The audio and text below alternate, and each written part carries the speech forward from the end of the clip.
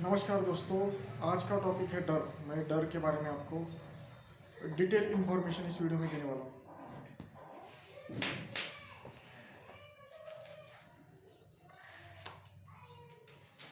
सबसे पहले तो डर का मीनिंग और डेफिनेशन मैं आपको बता दूंगा। डर शब्द निकला है फियर से, FEAR, जिसका मतलब है कि फॉल्स एविडेंस अपेयरिंग रियल। ब्रेटिनी ईयर ने ये परिभाषा की है इसकी, यानी कि फॉल्स एविडेंस अपेयरिंग रियल का सीधा सा मतलब है कि जो चीज़ें झूठी है वो आपको तुम्हारा डर सच दिखाता है। यानी कि जो चीज़ें असल में नहीं होती वो होने जैसी लगती है, यानी कि जो चीज़ें झूठी है, असत्य है, वो सच दिखाई देती है। डर तुमको जो झूठी चीज़ है वो सच दिखाने लगता है। ये इसकी आसान सी परिभाषा है, यानी कि झूठ सच दिखाई देता है।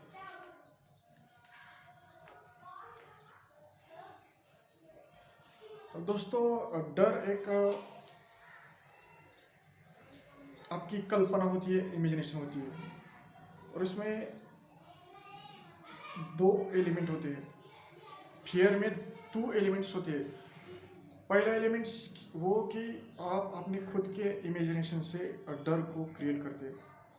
आप खुद इमेजिनेशन करके उस डर को अपनी कल्पना में साकार करते हैं, और सच ना होने पर भी वो आपको सच दिखाई देने लगती है। मैं एक छोटा सा एग्जांपल आपको देता हूँ। आप सिनेमागृह में, यानी पिक्चर थिएटर में तो गए होंगे, फिल्म देखने तो हर कोई जाता है। फिल्म देखने जब आप जाते हो तो आप जिस कुर्सी पर बैठते हो फिल्म देखने के लिए, उसके पीछे एक प्रोजेक्टर लगा होता है, आपने देखा होगा। उस प्रोजेक्टर का जो फोकस है पीछे लगा हुआ, वो आगे पर्दे के ऊपर दिखाई देता है। यानी कि जो उस प्रोजेक्टर से निकलता है जो लाइट, वो सीधे आपके पर्दे के ऊपर जाकर रुक जाती है और आपको पूरी फिल्म दिखाई देती है आपके आंखों के सामने। लेकिन जो प्रोजेक्टर है वो आपके पीछे लगा हुआ होता है, आपके हेड के पीछे। तो वैसे ही डर जो है आपके दिमाग में उस प्रोजेक्टर की तरह खुद इमेजिनेशन तैयार करके वो पैटर्न आपके आंखों के सामने दिखाई देता है। जो झूठी तस्वीरें, झूठे चित्र आपके इमेजिनेशन के थ्रू आपको वो डर आपका दिखाई देता है। वैसे आपको वो डर दिखाता है, उसकी वजह से ये दिखता है। तो आपको लगता है कि ये सच है, लेकिन ये सच नहीं होता। इमेजिनेशन का फियर जो है वो पूरी तरह से झूठ होता है। दोस्तों, डर के बारे में जो चीज़ें मैं आज आपको बताने वाला हूँ, उन चीज़ों पर मैंने कई सालों से मेहनत की है। पिछले 2 या 3 सालों से मैंने इन चीज़ों के ऊपर मेहनत की है, और आज मैं आपको ये चीज़ें थोड़ी थोड़ी एक्सप्लेनेशन करके बताने वाला हूँ। एक होता है रियलिस्टिक फियर और दूसरा होता है अनरियलिस्टिक फियर। यानी कि एक जो होता है वो रियल फियर होता है, असली डर, और जो दूसरा होता है वो है नकली डर। असली डर जो होता है उसका एग्जांपल मैं देकर आपको बता दूंगा कि सच में आपको कोई गोली मारने वाला है, और कोई गन लेके आपको गोली मारने के लिए आपके सामने खड़ा है और आपको शूट करने वाला है। तो ये असली फियर हो गया, यानी कि जो खतरा है वो असलियत में आपके सामने है। और दूसरा जो है वो अनरियलिस्टिक फियर, यानी कि असत्य भय, झूठा भय, जिसे आप अपनी इमेजिनेशन में तैयार करते हो। इसका एक उदाहरण देकर आपको मैं बताता हूँ। आपको अपने टीचर से बात करने का डर लगता है।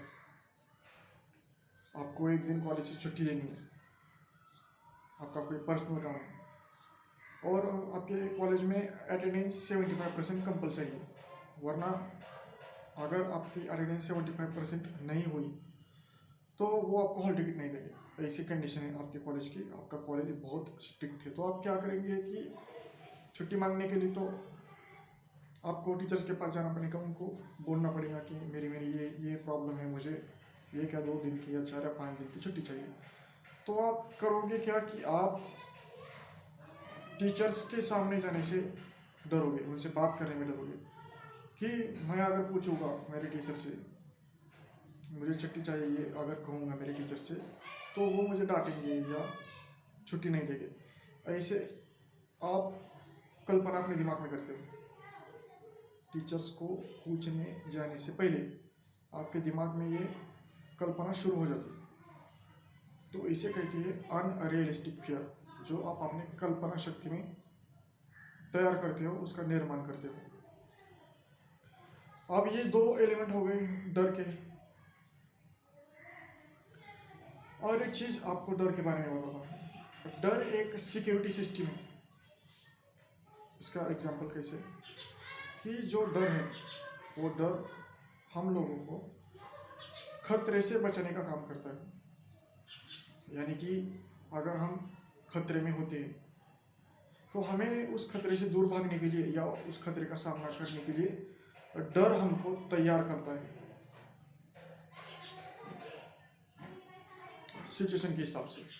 आपके पीछे कुत्ता पड़ा है, आपको वो कुत्ता काटने वाला है, अचानक से कहीं से कुत्ता आता है और आपके पीछे लग जाता है, तो आप वहाँ से भागने शुरू कर देते हो। आप वहाँ से भागते हो उस कुत्ते से दूर। वो कुत्ता जब भौंकना शुरू करता है आपके ऊपर काटने के लिए दौड़ कर आता है, तो ये जो कुत्ता है ये खतरा है आपके लिए। That is a object of danger. तो उस डेंजर से आपको आपका डर दूर ले जाता है, भगाता है आपको।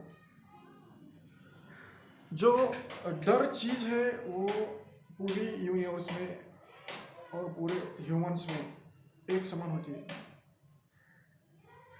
उसका लेवल कम या ज़्यादा हो सकता है। किसी को किसी चीज़ का डर लग सकता है, किसी को किसी चीज़ का डर लग सकता है और किसी को किसी चीज़ का डर लग सकता है। लेकिन डर ये चीज़ सबके अंदर होती है। ऐसा दुनिया में कोई भी इंसान नहीं है कि ये कहता है कि बाबा मुझे डर नहीं लगता।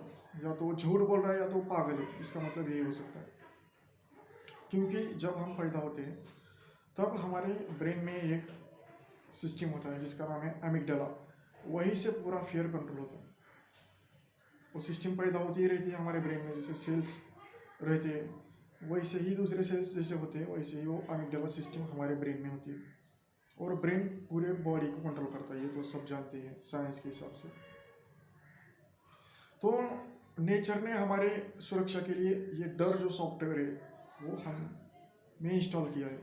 हम जब पैदा होते हैं वो पैदा होने से ही हमारे अंदर फियर क्रिएट हो जाता है। और डर होना कोई बुरी बात नहीं है, सब में होता है डर। लेकिन प्रॉब्लम तब हो जाती है दोस्तों कि ये डर जो है आप में उसकी मात्रा बहुत ही बढ़ जाती है। आपको मैं एक एग्जाम्पल के थ्रू समझाने की कोशिश करूँगा। आपके आंखों के सामने एक इमेजिन कीजिए, ये बी और सी ये अल्फ़ाबेट्स हैं।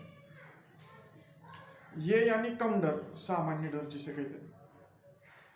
बी यानी उससे थोड़ा ज़्यादा डर, और सी यानी सबसे ज़्यादा डर, जो फोबिया नाम की बीमारी में कन्वर्ट हो जाता है।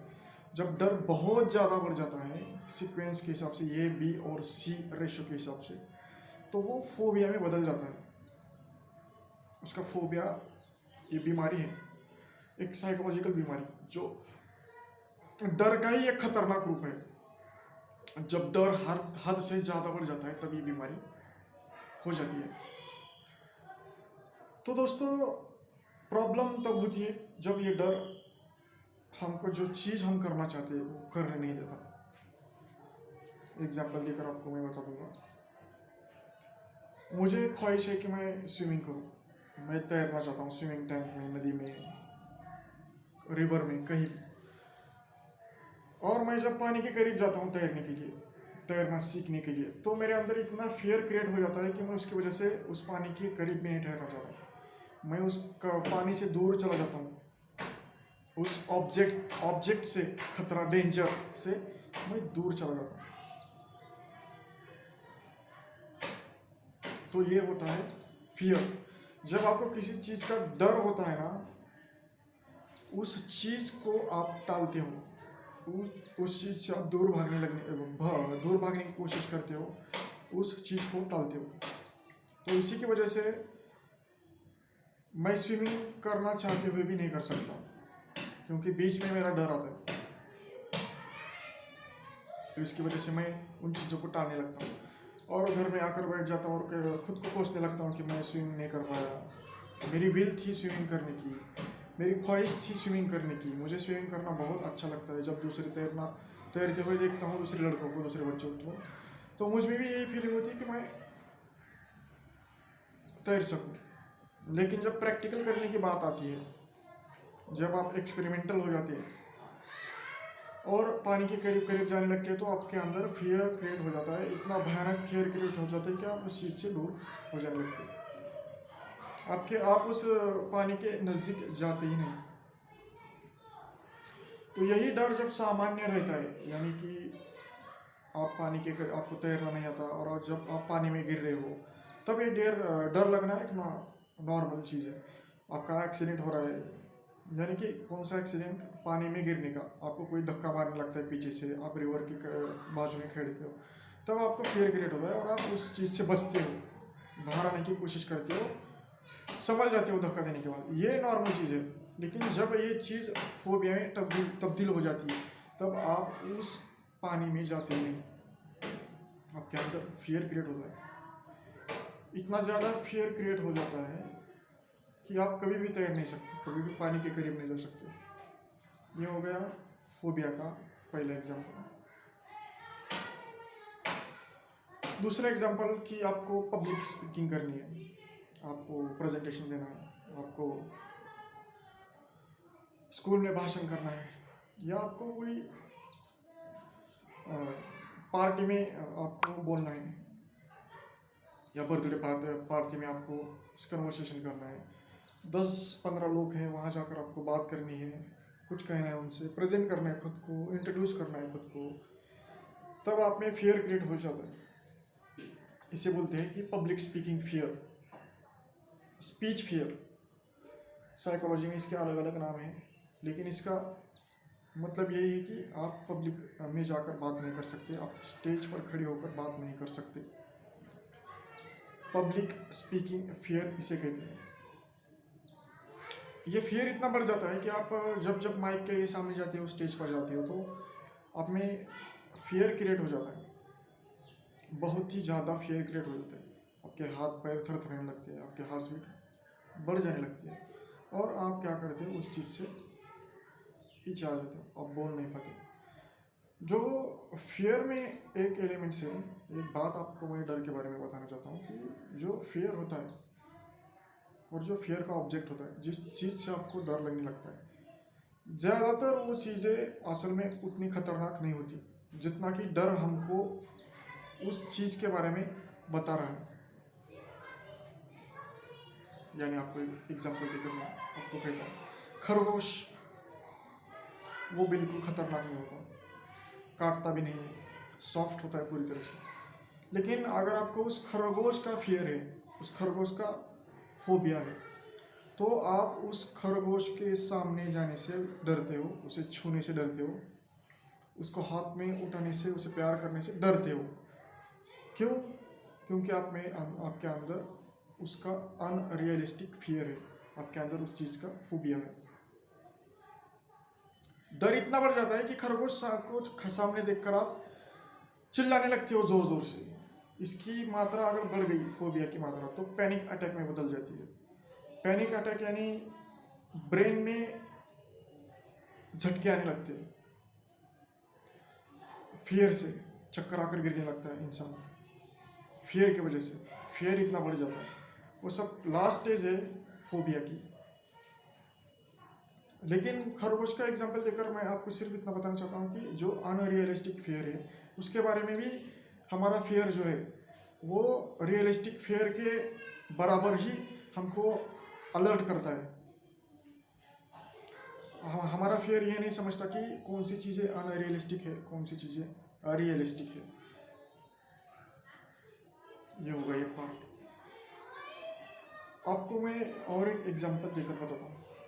आप आप एक काम कीजिए, अपने घर में नींबू पड़ा होगा, उसे काट लीजिए और अपने जीभ पर रखने की कल्पना कीजिए। आपको असल में वो नींबू काटना नहीं है, सिर्फ अपने दिमाग में ये इमेजिनेशन कीजिए कि मैं फ्रिज की तरफ जा रहा हूँ, फ्रिज खोल दिया मैंने, नींबू उठाया अंदर से, किचन की तरफ गया, उस नींबू को काटा और अपने जबान पर रखा। सिर्फ इस चीज़ की इमेजिनेशन कीजिए, आप आपके मुंह में पानी आना चालू हो जाता है। असल में आपने वो नींबू खाया भी नहीं, ना ही वो नींबू आपने आपके खुद के जबान पर रखा, फिर भी आपको ऐसा लग रहा है कि आपने नींबू खा लिया और आपके मुंह से पानी निकल रहा है। ऐसा क्यों? क्योंकि आपका जो मन है वो रीजनिंग कैपेसिटी के बारे में नहीं जानता। इंसान का जो तर्क होता है उसके ऊपर ये इमेजिनेशन हावी हो जाती है। रीजनिंग पावर से ज़्यादा स्ट्रॉन्ग इमेजिनेशन हो जाती है आपकी मन की, इसीलिए आपका तर्क इमेजिनेशन के सामने कम दिखाई देने लगता है, छोटा दिखाई देने लगता है।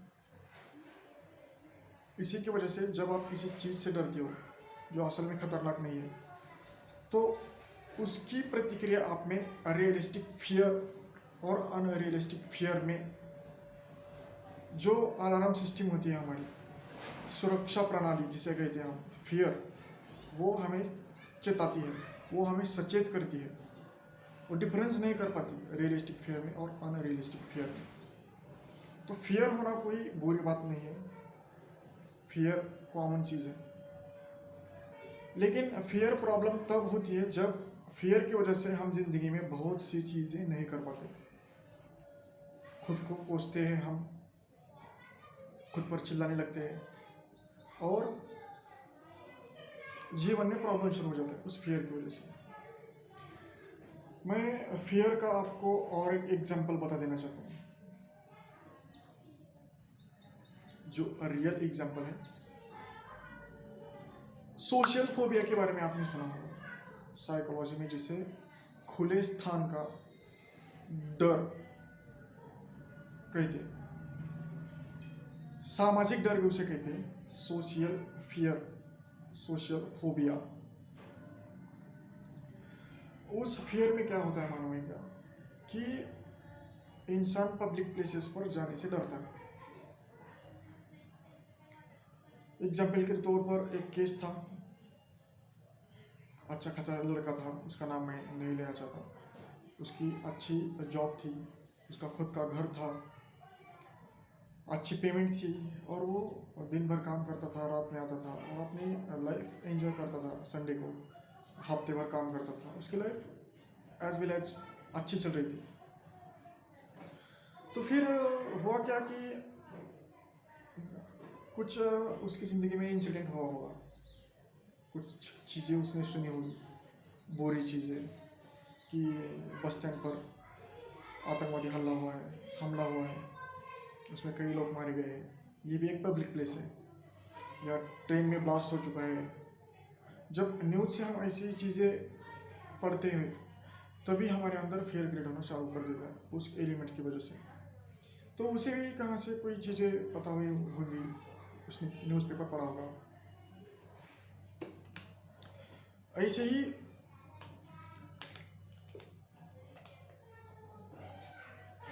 उसकी ज़िंदगी में क्या कुछ हुआ, ये डिटेल के तौर पर मैं आपको यहाँ नहीं बता सकता। कुछ तो हुआ होगा उसके लाइफ में। वो क्या करने लगा कि धीरे धीरे वो ऑफिस जाना छोड़ दिया, ट्रेन से आना बंद कर दिया, शादी पार्टियों में जाना बंद कर दिया। अगर कोई दोस्त उससे कहता कि आओ आज मेरे दोस्त की शादी है, हम एंजॉय करते हैं, तो वो कहता कि नहीं मैं नहीं आने वाला, मुझे प्रॉब्लम है, मुझे घर में ही बैठना है। ऐसा वो कहने लगा। तो ऑफिस से भी कॉल आ गई, तुम ऑफिस क्यों नहीं आ रहे बहुत दिन से, पेमेंट भी उसकी एक आध महीने की उसकी पेमेंट बंद कर दी गई।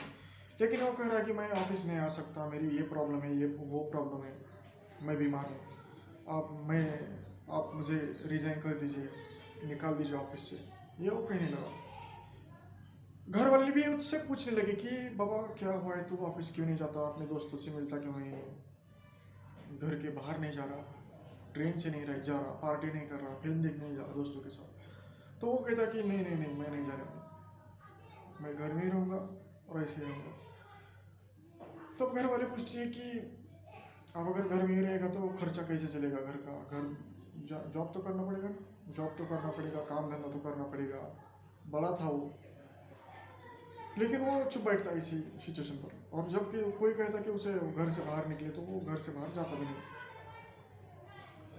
तब घर वालों ने उसे बहुत समझाने की कोशिश की, और फिर घर वालों को कुछ साइकोलॉजिकल प्रॉब्लम उसके अंदर सिम्टम्स उसकी दिखाई दिए कि हम साइकेट्रिस्ट साइकोलॉजिस्ट से बात करते हैं, पता तो चले कि हुआ क्या है। तो उसने उन घर वालों ने उससे कुछ नहीं कहा, साइकेट्रिस्ट के पास गई, साइकेट्रिस्ट को पूरी बात बताई क्या हुआ क्या नहीं। साइकेट्रिस्ट समझ गया कि उसके घर में जाकर उससे बात करनी चाहिए। साइकेट्रिस्ट उसके घर में चला गया।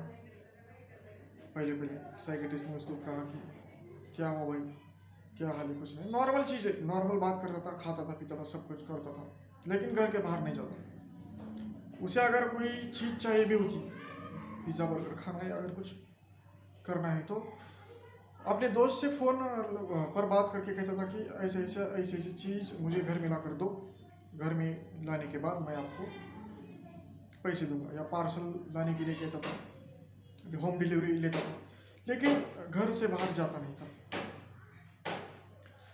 बात की काउंसलिंग की, साइकोट्रिस्ट ने समझ गया कि साइकोट्रिस्ट को कि इसको फोबिया है, इसका फियर इतना बढ़ चुका है कि इसकी सोशल लाइफ जो है पूरी तरह डिस्टर्ब हो चुकी है।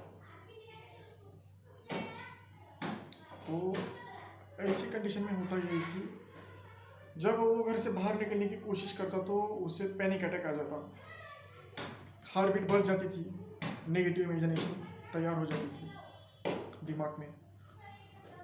इसकी वजह से वो घर से बाहर भी नहीं आ रहा, डर की वजह से। ट्राई किया साइकोट्रिस्ट ने उसके दोस्त, उसके घर वालों के साथ, कि उसको पकड़कर घर के बाहर ले जाया जाए। एक ट्राई सीधा सा, स्टेप बाय स्टेप उसके ऊपर उपचार किया गया बाद में, वो नॉर्मल है आज, लेकिन मैं पहले की कंडीशन बता रहा हूँ कि जब उसे खींच रहा होता है, उसको पकड़कर उसके हाथ को अगर खींचने की कोशिश करते हम, तो वो बहुत ज़्यादा जोर से चिल्लाने लगता, गालियाँ देता, निकल जाओ मेरे घर से, मैं पुलिस को बुला लूँगा, मार डालूंगा, सबको ख़त्म कर दूंगा, गंदी गंदी गालियाँ देता, चिल्लाता, रोता, बहुत ज़ोर ज़ोर से रोता, बीमार था पूरी तरफ से, इमोशनली पूरी तरह से डैमेज हो चुका था, आँखों में भी साफ दिखाई दे रहा था, रिंकल्स पड़े हुए थे कि फोबिया हो चुका है। बाहर जाने की कोशिश करता तो उसके अंदर डेंजर अलार्म सिस्टम ऑन हो जाती थी। तो सोचिए कि उस इंसान की क्या हालत हुई। करीब 1 साल वो अपने कमरे में ही रहा, जेल की तरह, बाहर नहीं निकला। अगर बाहर खिड़की से भी देखता, बाहर जाता भी, जाने की कोशिश भी करता थोड़ी, तो अलार्म सिस्टम ऑन हो जाती थी। ये प्रॉब्लम तब शुरू हो जाती है जब अलार्म सिस्टम आपको गलत मैसेज देने लगती है आपके दिमाग में, अनरियलिस्टिक इंफॉर्मेशन आपके अंदर सर्कुलेट हो जाती है, और आपकी डर की प्रतिक्रिया बाहर आने लगती है, जब खतरा ना हो तब भी। तो धीरे धीरे उसको नॉर्मल करने के लिए कोशिशें चालू की हमने, उसे कैसे नॉर्मल करना है, क्या करना है, यह हमने ट्राई करना चालू कर दिया। काउंसलिंग की थेरेपीज होती है, सिस्टमेटिक डिसेंसिटाइजेशन, साइकोलॉजी में बहुत सारी थेरीज है। उस थेरीज को और करेज को, इन दोनों को मिक्सचर करके उसके ऊपर ट्रीटमेंट करनी पड़ती है। यानी कि फियर के बारे में पूरी तरह से जानकर, करेज क्या होती है इस चीज़ के बारे में जानकर, उस करेज को उसके अंदर इंस्टॉल करना पड़ता है।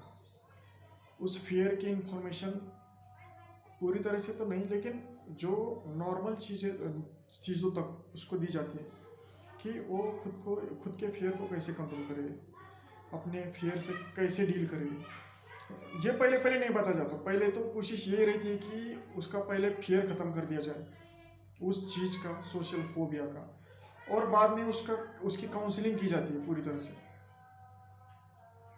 तो ये काउंसलिंग कैसे करते हैं? काउंसलिंग का पार्ट जो होता है वो 30% ही होता है फियर के अंदर, और जो बाकी का 70% जो भाग है वो पूरी की पूरी करेज होती है। वो करेज क्या होती है और आपको कैसे उस डर से बाहर निकलना है, हम कैसे उस डर से बाहर निकल सकते हैं, ये मैं आपको अगले वीडियो में बताऊंगा। इस वीडियो का पर्पज़ यही था कि सिर्फ डर के बारे में एक्सप्लेनेशन आपको मैं दूँ। डर के बारे में जान गए तो करेज के बारे में भी जानेंगे, अगर डर के बारे में नहीं जानेंगे तो करेज के बारे में क्या जानोगे? जो इंसान डर के बारे में जानता नहीं, वो इंसान करेज के बारे में कुछ नहीं जानता। और जो कहता है कि मुझे डर नहीं लगता, सरासर झूठ बोल रहा है।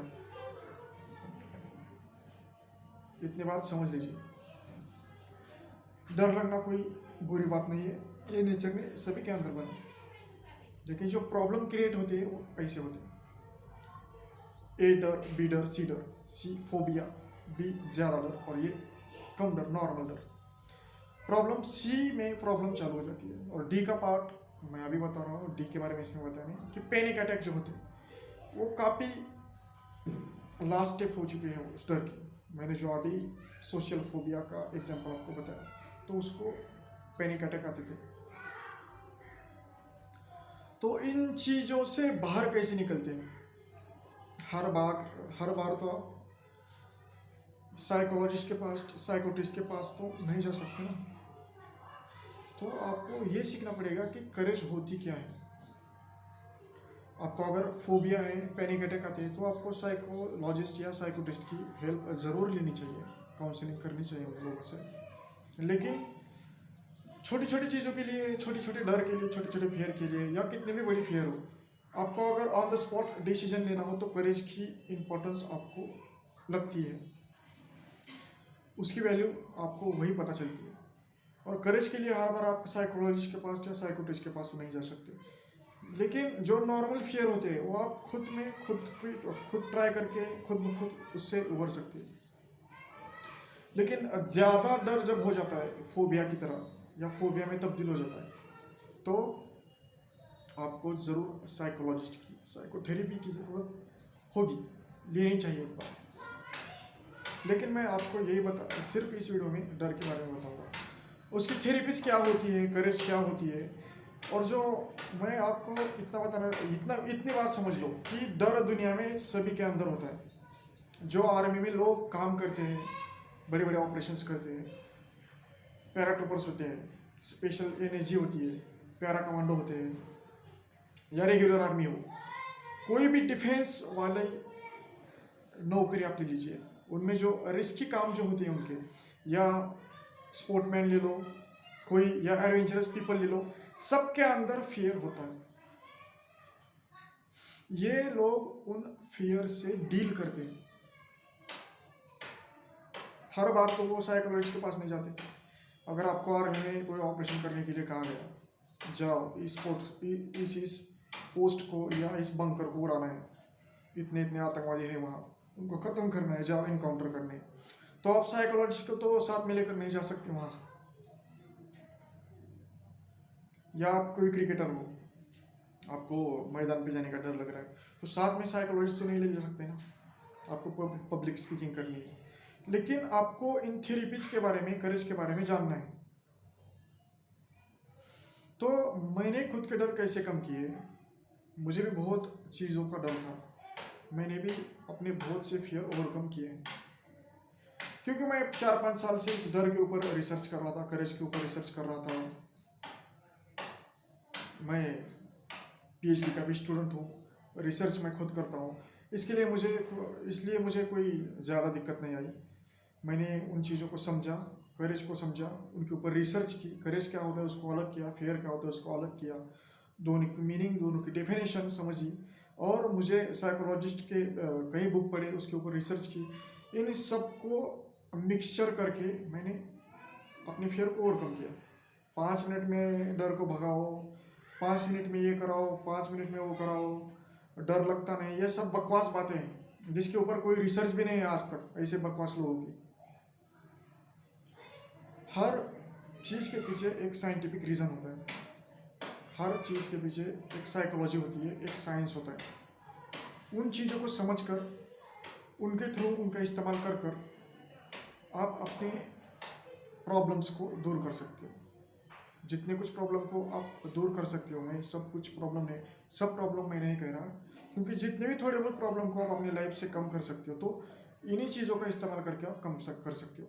किसी भी चीज़ का शॉर्टकट नहीं होता, आपको ये बात पूरी तरह से समझ लेनी चाहिए। और मैंने फेयर के ऊपर मैं और भी वीडियो बनाऊंगा, लेकिन ज़्यादा से ज़्यादा 2 या 3 या 4, इससे ज़्यादा नहीं। एक वीडियो में मैं डर क्या होता है बताऊंगा, दूसरी वीडियो में करेज क्या होता है बताऊंगा, तीसरी वीडियो में मैं बताऊंगा कि मैंने खुद के फियर कैसे ओवरकम किए, और मैं इसका प्रूफ आपके सामने रख सकता हूँ। कई दिनों तक, कई सालों तक मैंने खुद के ऊपर एक्सपेरिमेंट किए हैं रिस्क लेकर, तभी मैं इतने कॉन्फिडेंस से आपको इन चीज़ों के बारे में बता सकता हूँ आज। तो परेशान मत होइए, मुझे ये डर है वो डर है इसके लिए। आमतौर पर इंसान बताता नहीं कि मुझे किस चीज़ का डर है, उसे लगता है कि मेरी इज्जत चली जाएगी, ये होगा वो होगा, लेकिन सबके अंदर डर होता है ना। ऐसा दुनिया में एक भी इंसान नहीं जिसे डर नहीं लगता, वो सिर्फ छुपाने की कोशिश करता है अपने अंदर। और डर के 1000 या 1200 या 1500 नाम है, उसके ऊपर रिसर्च है, उसकी लिस्ट है। ऐसा नहीं है कि 1000 या 1500 1200, जैसे जैसे रिसर्च होती जाएगी साइकोलॉजिस्ट की, साइंस की, वैसे वैसे फियर के बारे में और इन्फॉर्मेशन निकलती जाएगी। और जैसे जैसे इन्फॉर्मेशन निकलती जाएगी, मैं रिसर्च करता जाऊँगा, वो इन्फॉर्मेशन मैं आपके सामने रखूँगा नोट्स बनाकर, रिसर्च कर कर प्रॉपर जो फैक्ट होते हैं मैं ये आपको देने की कोशिश करूँगा, जिसका साइंटिफिक बेस हो, जिसका प्रूफ हो, और ये आपके लाइफ में अप्लाई हो। मैं इस चैनल पर कौन सी भी फेक बातें या अंधश्रद्धा से रिलेटेड जो चीज़ें होती है, अनसाइंटिफिक बातें जिसका कोई एविडेंस नहीं है, जिसका कोई प्रूफ नहीं है, इन चीज़ों को नहीं बताता। मैं खुद रिसर्च करता हूँ, इसलिए मैं पहले चेक करता हूँ कि उन चीज़ों की कोई एविडेंस है क्या, उन चीज़ों का कोई प्रूफ है क्या, उन चीज़ों की कोई सच्चाई है क्या। ये सब तौलने के बाद मैं आपके सामने ये रिसर्च रखता हूँ। आपको मैं आगे ये भी बताऊंगा अगली वीडियो के ऊपर, अगली वीडियो में पूरे नोट्स में इस फियर के और करेज के आपके सामने रखूँगा। अगर इस वीडियो से रिलेटेड जो भी कोई सवाल आपको मुझसे पूछना हो तो आप कमेंट बॉक्स में पूछिए। अगर वीडियो आपको अच्छा लगता है तो उसे लाइक कीजिए और चैनल को सब्सक्राइब कीजिए। ये वीडियो यही ख़त्म करते हैं। अगली वीडियो में हम करेज के बारे में जानेंगे और डर के बारे में थोड़ा और ज़्यादा एक्सप्लेनेशन करेंगे तीसरी वीडियो में। धन्यवाद।